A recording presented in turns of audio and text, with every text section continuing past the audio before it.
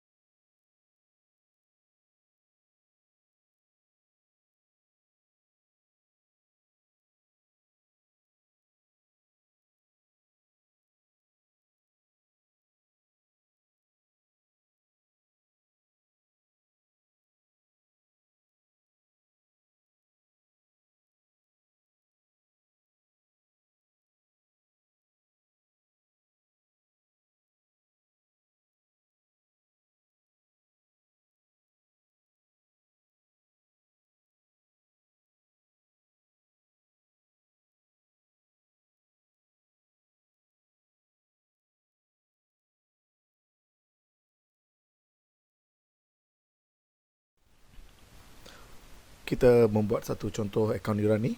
Baca soalan dulu. Maklumat berikut diambil daripada buku Kelab Sepak Kasturi pada 1 Januari 2017.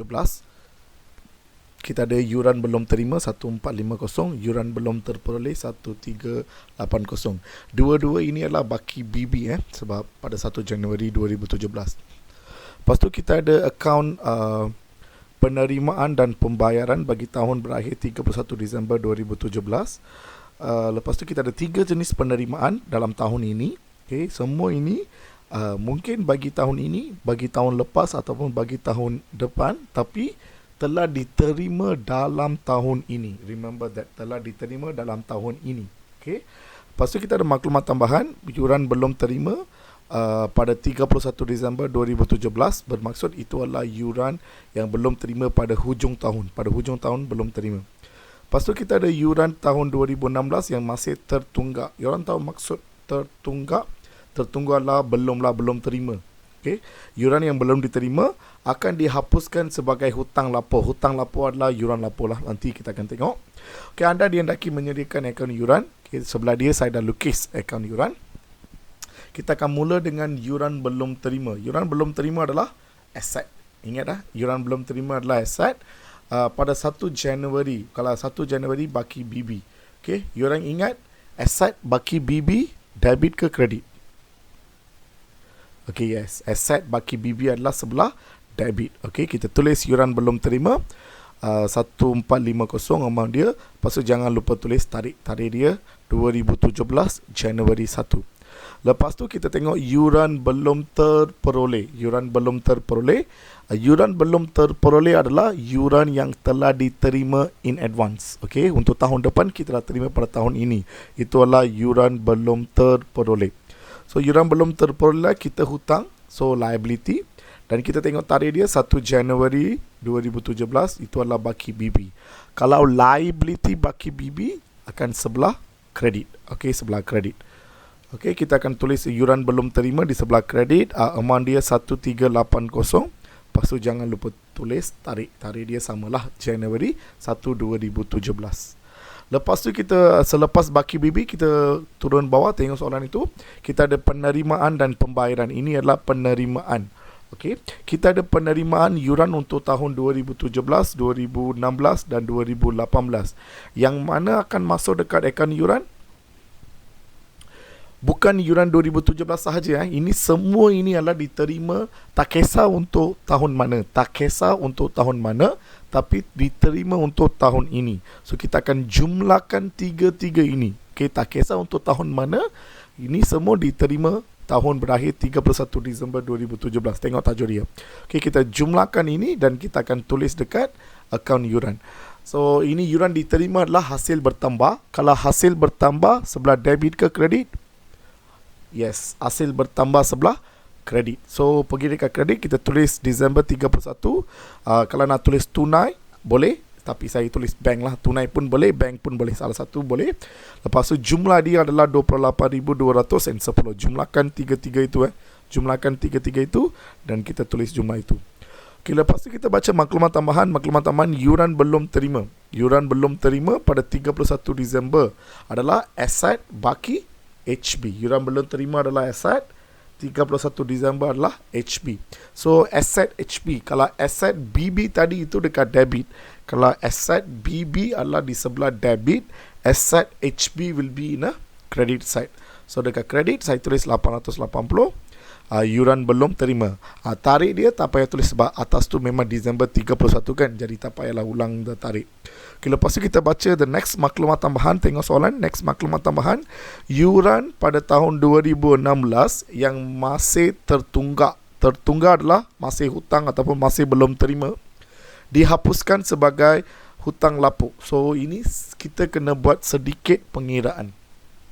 Kita tengok berapakah yuran yang belum diterima pada tahun 2016. Macam mana nak dapatkan? Kita tengok baki BB. Baki BB pada 1 Januari kan? Baki BB pada 1 Januari bermaksud itu adalah yuran yang belum terima pada tahun lepas. So berapakah yuran belum terima pada awal tahun ini? 1,450. Yuran awal tahun ini adalah daripada tahun lepas. So ini adalah yuran belum terima untuk tahun lepas.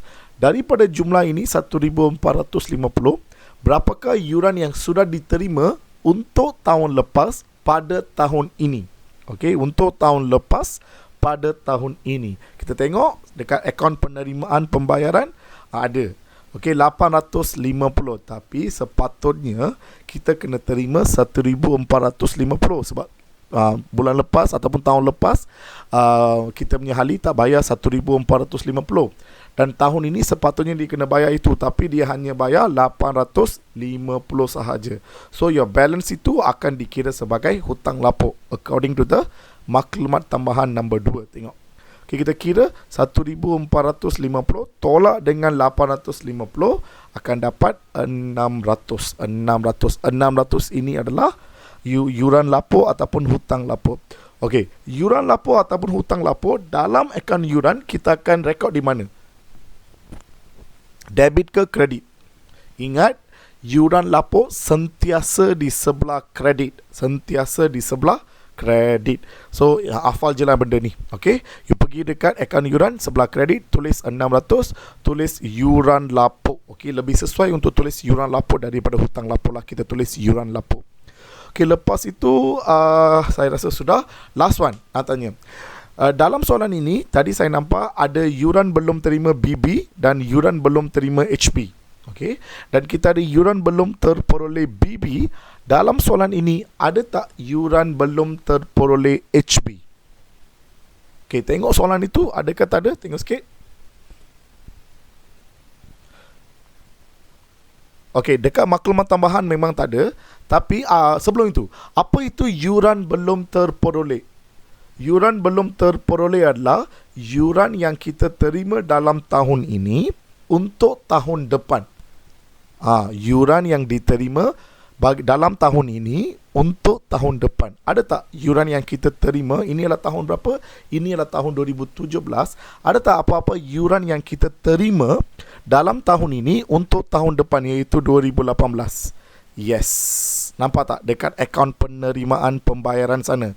Yuran Hali 2018 960. Itu adalah sebenarnya yuran untuk tahun depan. So itu dikira sebagai yuran belum terperoleh. Dan HB, kenapa HB? Sebab dia akan pergi ke tahun depan, bukan tahun ni. Okay, so kita pergi yuran belum terperoleh BB sebelah kredit.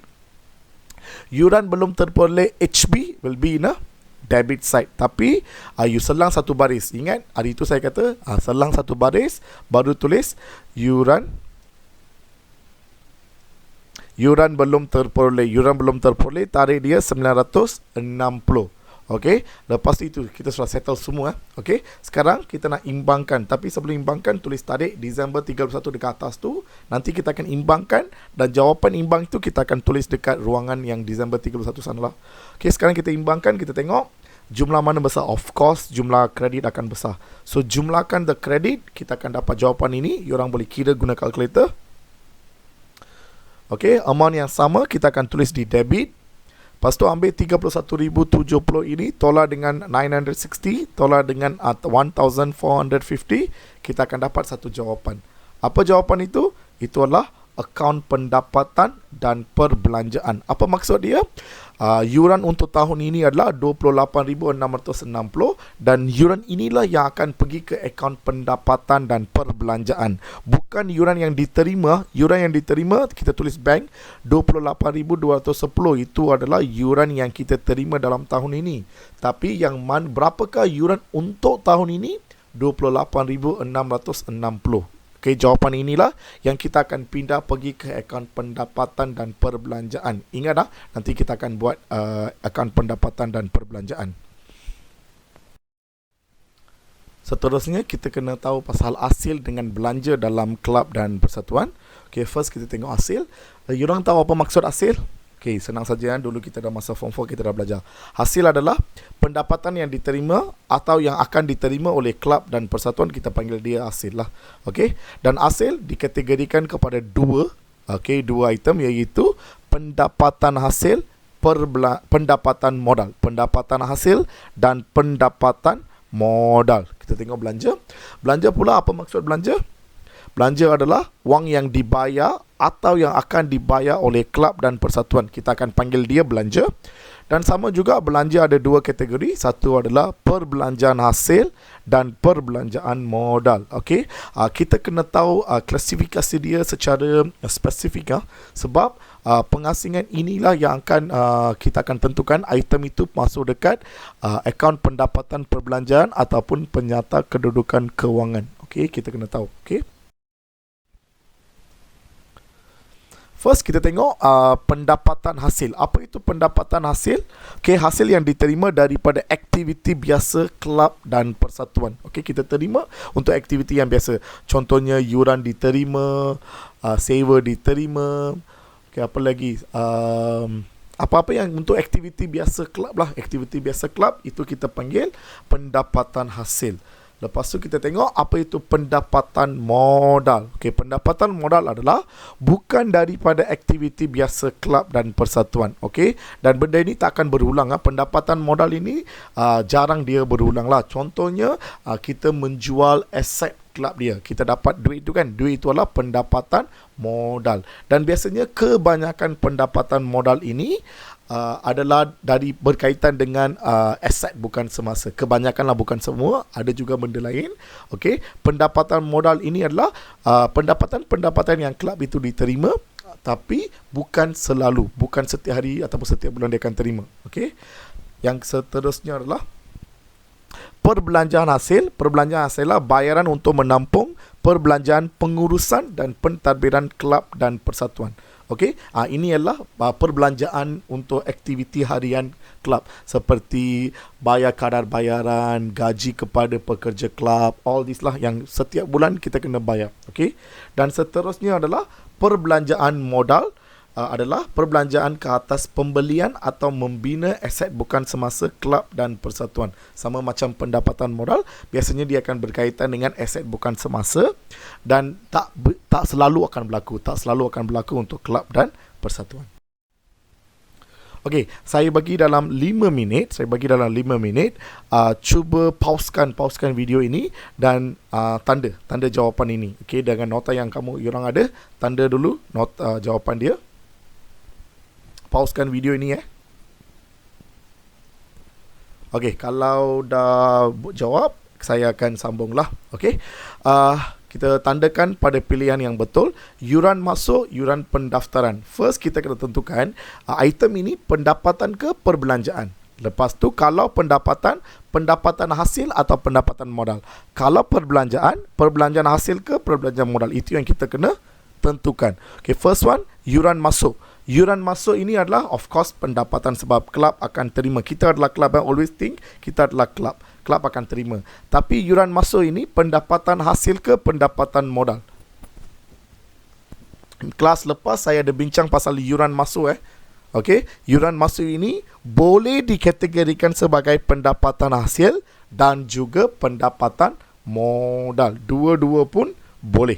Okey, depends on the question. Soalan akan bagi tahu kita yuran masuk ini dikategorikan sebagai pendapatan hasil ataupun pendapatan modal. Okey, dua-dua pun boleh. Okey, mana-mana satu tempat lah. Okey, jualan aset bukan semasa. Jualan aset bukan semasa ini first, pendapatan ke perbelanjaan.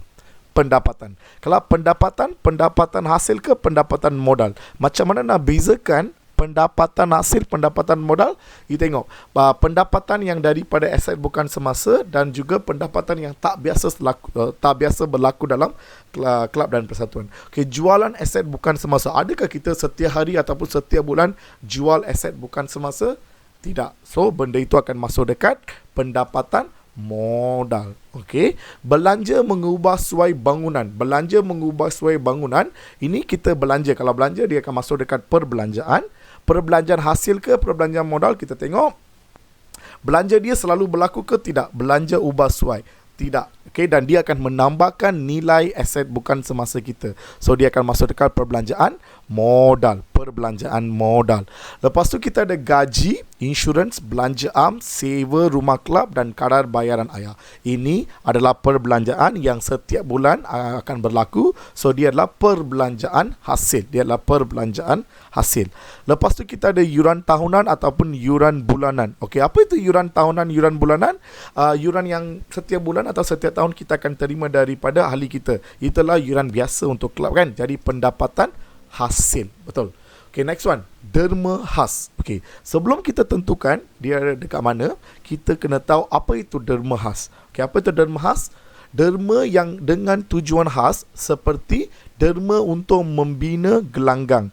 Okay, derma yang kita terima daripada orang luar mana-mana pihak untuk tujuan khas. Tujuan khas bermaksud kita kutip derma itu untuk membina gelanggang. Okey, disebabkan kita kutip derma itu untuk membina gelanggang, boleh tak kita gunakan derma itu untuk aktiviti harian kelab? Tak boleh. Jadi derma khas akan dikategorikan sebagai pendapatan modal. Kita akan rekod sebagai pendapatan modal. Seterusnya kita ada pembinaan gelanggang dan parking. Okey, kita bina gelanggang atau parking. Itu adalah belanja yang confirm belanja. Tapi belanja hasil ke modal? Of course, modal. Kenapa modal? Sebab satu, dia menambahkan nilai aset bukan semasa. Lagi satu sebab, dia tak selalu berlaku. Kalau tak selalu berlaku, dia bukan perbelanjaan hasil. So, dia adalah perbelanjaan modal. Lepas tu kita ada belian barang niaga untuk dijual. Ini adalah aktiviti biasa. Setiap hari atau setiap minggu kita akan beli barang untuk dijual. So, dia adalah perbelanjaan hasil. Perbelanjaan hasil. Okey. Yuran pertandingan kita akan terima, dia adalah yuran yang biasa. Pertandingan tu selalu berlaku dekat peniaga kelab kita juga. So, pendapatan hasil. Okay, kita dapat peruntukan kewangan daripada kerajaan. Kerajaan bagi kita sedikit peruntukan. Okay, peruntukan itu akan dikategorikan sebagai pendapatan modal. Okay, sebab ini duit daripada kerajaan, dia akan bagi untuk satu tujuan lah. Okay, dan tak selalu dapat juga. Okay, pembelian aset bukan semasa, tak payah cerita, aset bukan semasa dan kita beli aset bukan semasa tak selalu, dia adalah perbelanjaan modal. Lepas tu belian alat tulis, stem dan akhbar, dia akan masuk dekat perbelanjaan hasil sebab benda ni selalu berlaku. Kutipan pestaria, kita akan kutip duit daripada pestaria, itulah aktiviti kelab kita. So pendapatan hasil. Sewa diterima daripada penyewaan kemudahan kelab. Kita bagi sewa kemudahan kelab kita kepada orang luar, kita terima duit, itu pun pendapatan hasil. Faedah atas pelaburan, kita melabur duit, kita dapat duit itu pun pendapatan hasil. Bayaran guaman, you tahu apa tu bayaran guaman? The lawyer fee. Dan duty stamp semasa membeli aset bukan semasa.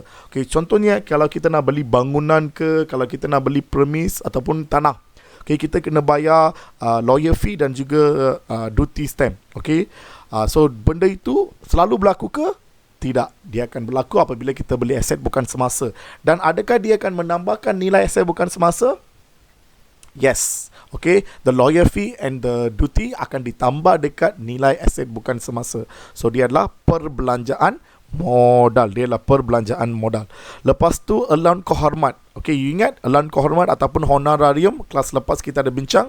Honorarium adalah allowance yang dibayar kepada pengurusi setiausaha, bendahari semua, AJK lah, yang mereka tak dapat apa-apa gaji, so kita akan bayar dia sedikit allowance. Itulah honorarium. Itu adalah setiap bulan kita akan bayar. So perbelanjaan hasil.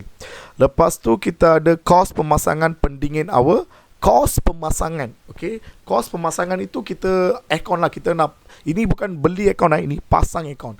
Pasang aircon ini perbelanjaan, tapi hasil ke modal lah, sebab dia akan menambahkan nilai pendingin awal dan tak selalu berlaku. Okay, kalau dia servis tu benda lain, servis tu adalah perbelanjaan hasil, ini adalah kos pemasangan, so perbelanjaan modal. Okay, next one. Derma yang bukan bertujuan untuk membiayai sesuatu projek. Derma yang bukan bertujuan. Kalau bukan bertujuan, dia adalah derma am. Kalau derma am, pendapatan hasil. Tadi derma khas. Kalau derma khas, ada tujuan khas. Kalau ada tujuan khas, dia adalah pendapatan modal. Kalau tak ada tujuan khas, kita secara biasanya kita terima itu adalah pendapatan hasil. Okay, seterusnya keuntungan perniagaan yang dikendalikan oleh kelab dan persatuan. Keuntungan itu adalah pendapatan hasil. Okay, kerugian perniagaan yang dikendalikan oleh kelab, kerugian of course lah perbelanjaan hasil. Okay, kita dah buat jawapan, check jawapan awak. Kalau salah, you buat balik lah. Okay, kenapa kita kena asingkan dia pendapatan hasil, pendapatan modal, perbelanjaan hasil, perbelanjaan modal? Sebab lepas ni kita nak belajar akaun pendapatan dan perbelanjaan. Dalam akaun pendapatan dan perbelanjaan, kita kena masukkan semua pendapatan hasil dan perbelanjaan hasil sahaja. Okey, pendapatan modal dan perbelanjaan modal akan masuk dekat penyata kedudukan kewangan. Sebab itu kita kena tahu macam mana asingkan benda ni dululah. Okey, kejap lagi kita akan buat sedikit ulang kaji. Lepas tu kita akan buat akaun pendapatan dan perbelanjaan.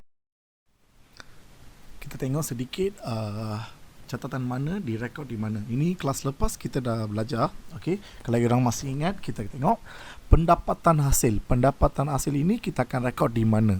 Akaun pendapatan perbelanjaan ataupun penyata kedudukan kewangan. Pendapatan hasil. Okey, pendapatan hasil kita akan rekod dalam akaun pendapatan dan perbelanjaan. Okay. Next one, perbelanjaan hasil. Perbelanjaan hasil pun kita akan rekod dekat pendapatan dan perbelanjaan. Okay. Next one is pendapatan modal. Pendapatan modal kita akan rekod dekat penyata kedudukan kewangan. Next one, perbelanjaan modal. Perbelanjaan modal rekod dalam penyata kedudukan kewangan. Okay, it's very easy to remember. Pendapatan hasil, perbelanjaan hasil rekod di akaun pendapatan dan perbelanjaan. Pendapatan modal, perbelanjaan modal kita akan rekod dalam penyata kedudukan kewangan. Remember this. Kita belajar akaun pendapatan dan perbelanjaan. Okay. Akaun ini merekod item pendapatan hasil dan perbelanjaan hasil. Ingat benda ini ya. Saya dah ulang beberapa kali. Kita hanya akan rekod pendapatan hasil dan perbelanjaan hasil sahaja dalam akaun pendapatan dan perbelanjaan. Ingat benda tu. Okey, disediakan untuk mengira lebihan atau kurangan. Itu apa tu lebihan?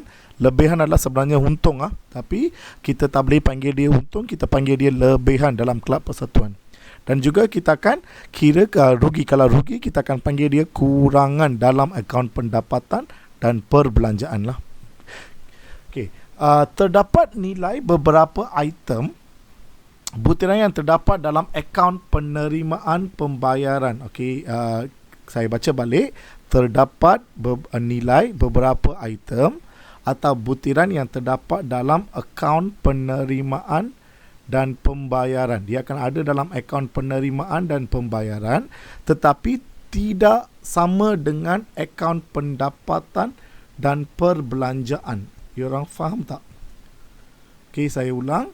Benda itu akan rekod dekat akaun penerimaan dan pembayaran. Benda tu ada dekat akaun penerimaan pembayaran, tapi dia tak nombor dia berbeza. Nombor dia berbeza dekat akaun pendapatan dan perbelanjaan. Kenapa? Beritahu sebab. Okey, sebab dia nanti saya akan bagi tahu next slide ni. So, you orang fikir dululah. Okey, lagi satu persoalan kita kena jawab sebelum kita sambung.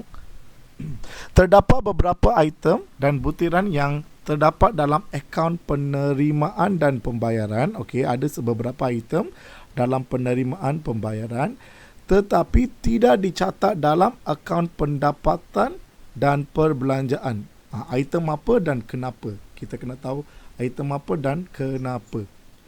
Okey, sebenarnya kejap saya ambil pen Okey, ini adalah item yang tidak sama. Item yang tidak sama. Dalam akaun penerimaan dan pembayaran ada, dalam akaun pendapatan perbelanjaan pun ada, tapi amount dia tak sama.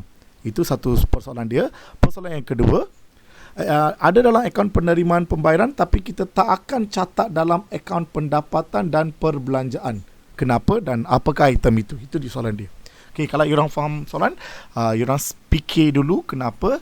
Kita akan tengok beberapa contoh. Lepas tu kita akan datang balik cuba jawab soalan ini. Okey, saya ulang balik persoalan dia.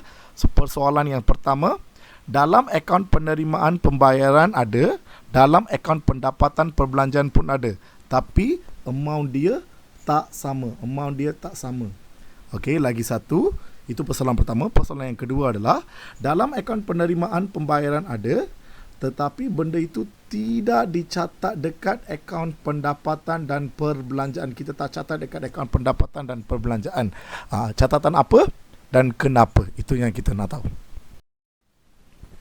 Okey, di sini saya ada bagi satu contoh akaun penerimaan pembayaran sebelah kiri, dan sebelah kanan saya ada bagi akaun pendapatan dan perbelanjaan. Sekarang kita nak tengok macam manakah maklumat-maklumat daripada akaun penerimaan pembayaran ini akan pergi ke akaun pendapatan dan perbelanjaan.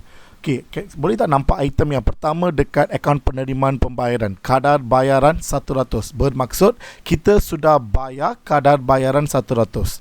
Lepas tu kita ada satu maklumat tambahan di sini, dan maklumat tambahan di sini dia menyatakan kadar bayaran belum bayar. Okey, kalau kadar bayaran belum bayar, okey, dekat akaun pendapatan perbelanjaan okey, ini adalah belanja, kita akan tuliskan dekat debit, tapi kita tulis berapa? 100 atau 200 atau 300, yang mana akan pergi ke belanja. Kadar bayaran yang sudah bayar ke, belum bayar ke, ataupun kalau belum bayar kita akan tambah dengan dah bayar, kita akan tulis 300. Yang mana betul?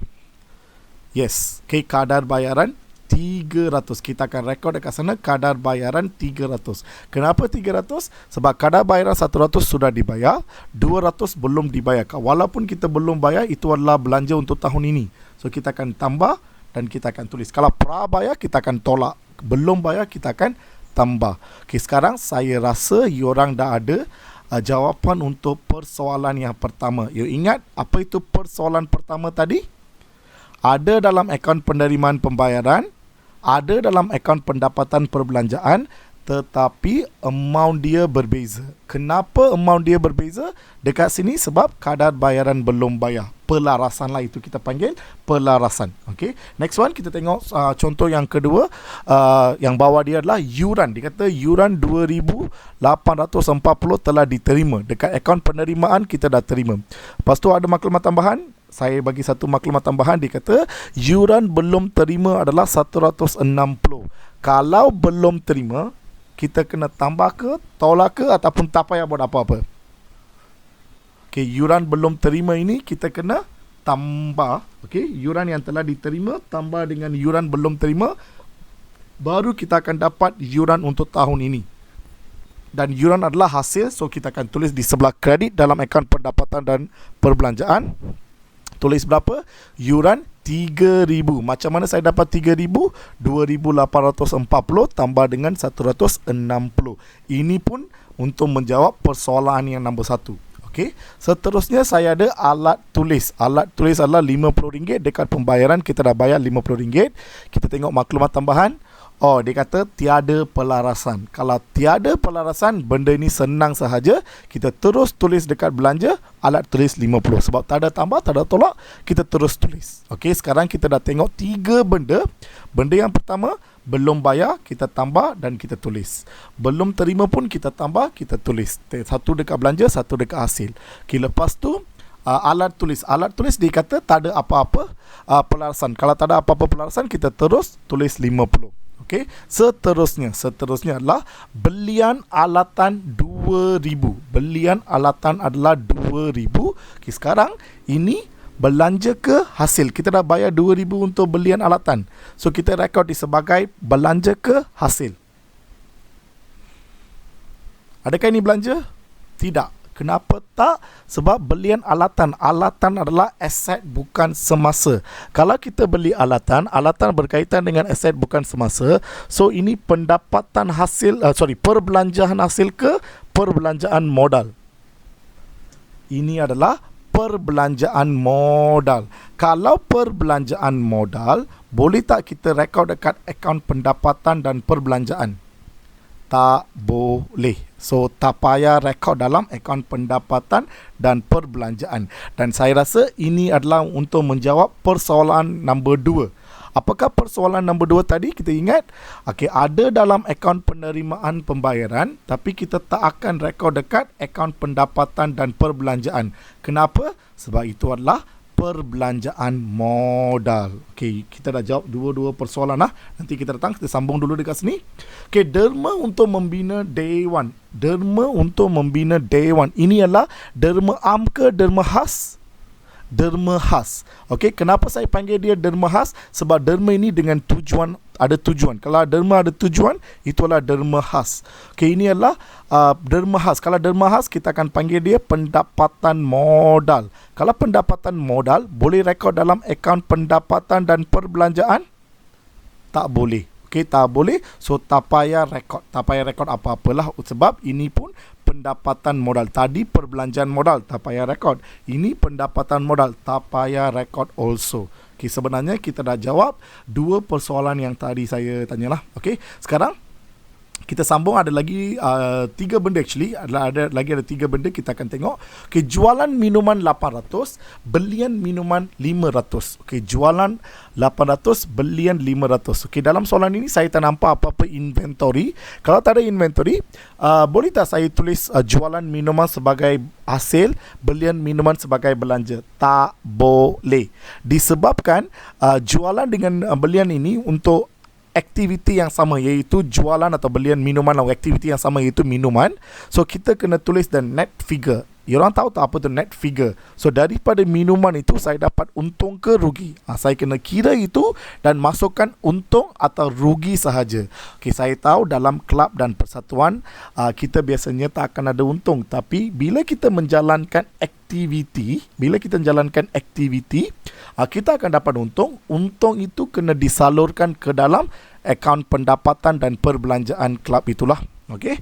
So jualan minuman 800, belian minuman 500. Saya dapat untung ke rugi? saya rasa saya dapat untung. Kalau untung itu kita akan rekod sebagai hasil. Okey, untung daripada minuman ataupun untung minuman 300 di sebelah hasil lah. Okey, boleh nampak tu ah. Okey, seterusnya kita ada pesta. Kita ada kutipan pesta 650 dan kita ada hadiah pesta 150. Benda yang lebih kurang sama. Okey, pesta hasil daripada pesta, belanja daripada pesta. Bila dia aktiviti yang sama, kita tak boleh tulis secara asingan hasil dengan belanja, kita akan net it off. Itu apa tu net it off kan? Kita kira untung atau rugi. Kalau untung kita akan letak sebagai hasil, kalau rugi kita akan letak sebagai belanja lah. So daripada aktiviti ini saya dapat untung sebanyak 500. So saya letak untung pesta 500. Okey, boleh faham? Okey, ada lagi satu benda. Ni saya nak tanya dulu. Okey, benda ini tak akan ada dekat penerimaan dan pembayaran. Tak akan dia tak boleh wujud dalam akaun penerimaan pembayaran, tetapi dia akan wujud dekat pendapatan dan perbelanjaan. Apa ini? Ini sebenarnya persoalan yang nombor 3. Persoalan nombor 3 tadi saya tak type, sekarang saya nak tanya. Okey, dia tak boleh rekod. Kita tak akan terima, tak akan bayar, tapi kita kena rekod dekat akaun pendapatan perbelanjaan. Apa? Bagi contoh. Ada satu saja sebenarnya. Okey, kalau lebih spesifik saya bagi. Benda itu kita tak akan bayar, tapi itu adalah belanja kita. Apakah belanja yang kita tak akan bayar? Apakah belanja yang kita tak akan bayar? Dalam akaun sebenarnya ada 2, tapi dalam contoh ni saya dah bagi 1. Apa? Fikir dulu.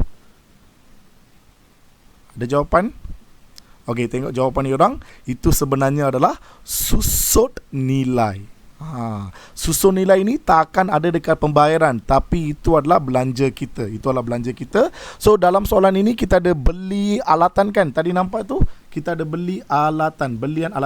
Belian alatan boleh tak masuk dekat akaun pendapatan perbelanjaan? Tak boleh. Belian alatan tak boleh. Tapi susut nilai boleh? Yes, susut nilai belian alatan ini boleh. Kita kira susun nilai dia 10%. 2,000 darab dengan 10%, kita dapat 200. 200 tu akan masuk dekat belanja. Okey, itu akan masuk dekat belanja. Okey, dan ada lagi satu benda kan yang tak akan ada dekat akaun penerimaan pembayaran, tetapi wujud di akaun pendapatan perbelanjaan. Itu sebenarnya hutang ragu. Peruntukan hutang ragu, penambahan atau pengurangan ataupun hutang ragu pun boleh wujud dekat sinilah. Okey, itu sahaja pengenalan. Sekarang kita cuba jawab persoalan kita.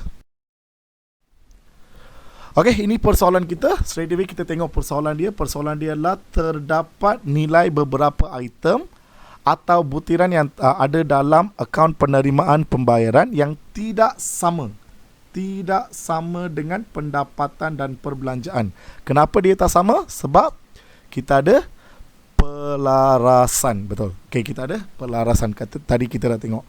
Okey, sekarang kita tengok persoalan yang nombor 2. Terdapat item ataupun butiran yang ada dalam akaun penerimaan pembayaran tetapi tidak dicatat dalam akaun pendapatan dan perbelanjaan. Kenapa? Sebab itu adalah apa? Itu adalah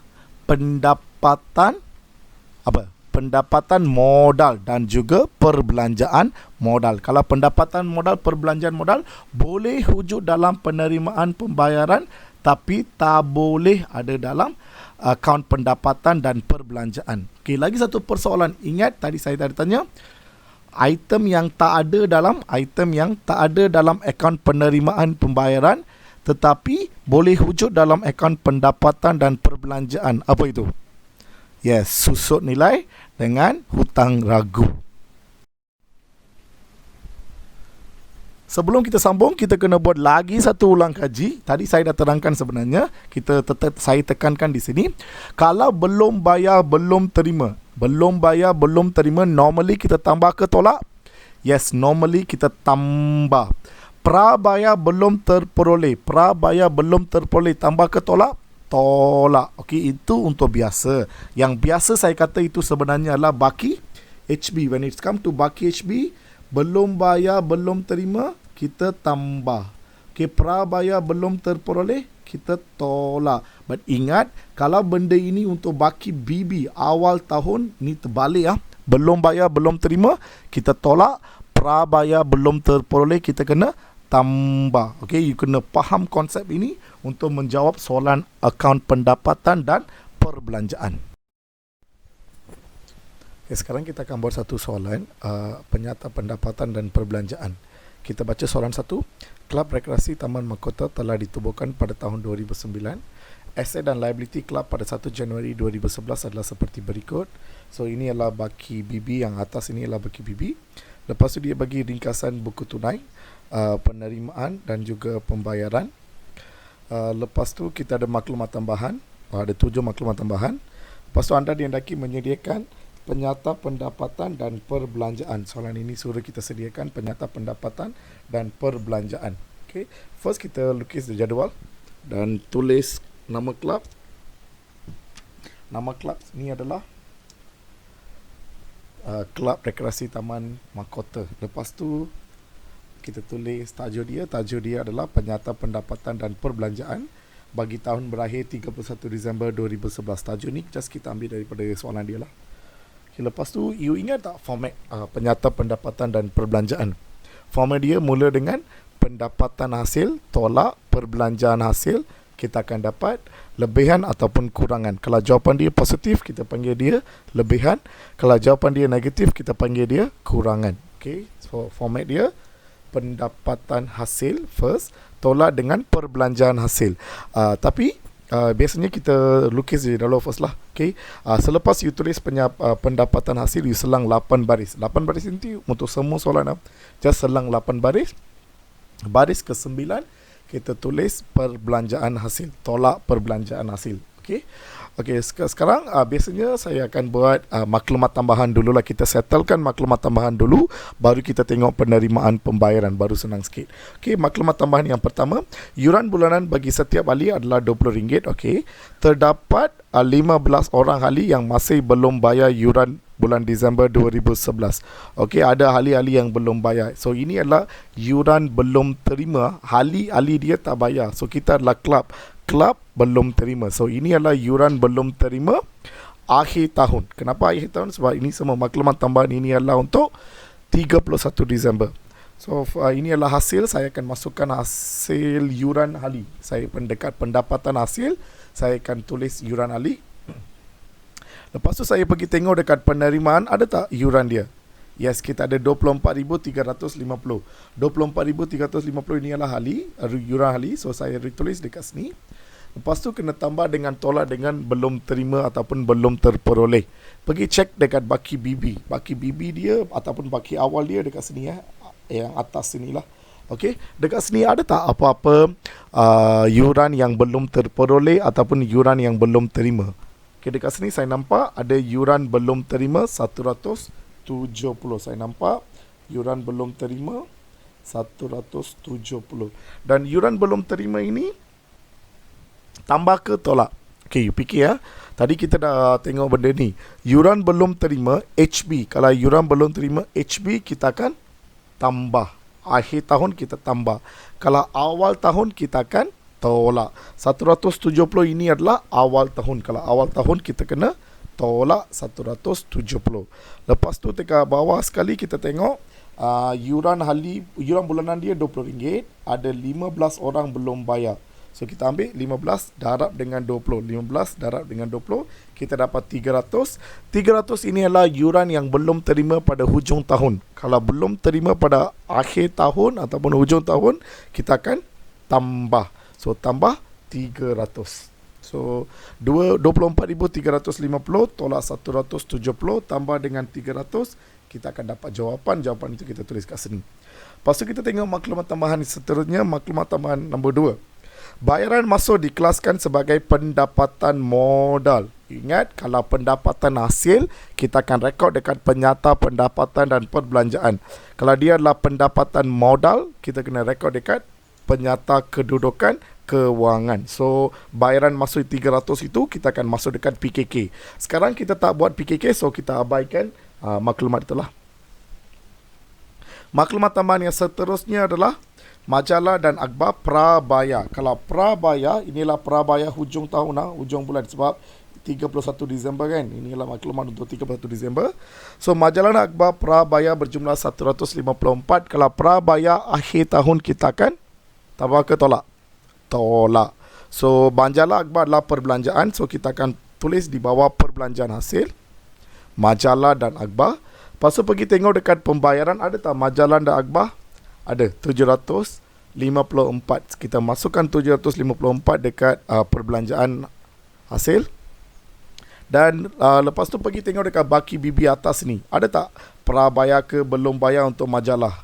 Saya rasa baki bibi tak ada. Dekat baki HB tadi kita ada prabayar sebanyak 154. So kita ambil ini. Kalau prabayar akhir tahun kita tolak 154, kita dapat 600. Lepas tu kita ada seterusnya maklumat tambahan nombor 4. Maklumat tambahan nombor 4, semua mesin rumput disusun nilaikan pada kadar 20% setahun mengikut kaedah baki berkurangan. Okey, wait. Yorang ingat formula untuk kaedah baki berkurangan? Kaedah baki berkurangan adalah kita ambil kos, tolak dengan susun nilai terkumpul, baru kita darab dengan peratus. Berapa peratus? 20%. So ini adalah susun nilai adalah belanja. So, saya pergi dekat perbelanjaan hasil, saya tulis susun nilai rumput. Susun nilai rumput, berapakah nilai mesin dia? Nilai mesin dia adalah 5750. Ini adalah mesin 5750. Lepas tu disebabkan ini adalah kaedah baki berkurangan, kita kena tolak dengan susun nilai terkumpul. Susun nilai terkumpul adalah 2300. So kita ambil 5750 tolak dengan 2300 darab dengan 20%, sebab susun nilai dia 20%. Okey, lepas ni am I done? No. Sebab apa? Saya nampak ada lagi satu mesin dekat sini, mesin rumput. Tengok mesin rumput ini ada dekat pembayaran 1750. Apa maksud ini? Mesin rumput yang atas itu adalah mesin rumput yang kita beli pada tahun lepas, daripada tahun lepas datang ke tahun ini. Dan mesin rumput yang ini 1750 dekat pembayaran adalah mesin rumput yang baru kita beli pada tahun ini. So perlu tak kita kira susun nilai untuk mesin yang baru? Ya, semua mesin ini kita kena kira susun nilai. So kita ambil jawapan ini tambah dengan 1750 darab dengan 20%. Okey, kenapa tak ada susun nilai terkumpul untuk 1750 ini? Sebab 1750 ini adalah mesin yang baru dibeli pada tahun ini. Ini yang first time kita kira susun nilai. So tak akan ada susun nilai tahun lepas. Okey, so kita darab dengan 20%. So kita kira, kita dapat susun nilai, kita masukkan 1040. Okay, sekarang kita tengok maklumat tambahan yang seterusnya. Maklumat tambahan yang seterusnya adalah kadar bayaran belum bayar. Kalau belum bayar akhir tahun, ini semua akhir tahun.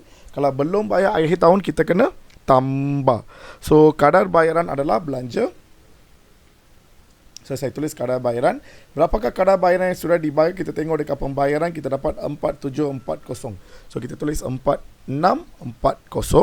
Lepas tu pergi tengok dekat baki bibi, ada tak apa-apa ada apa-apa kadar bayaran belum bayar ke, prabayar ke, apa-apa?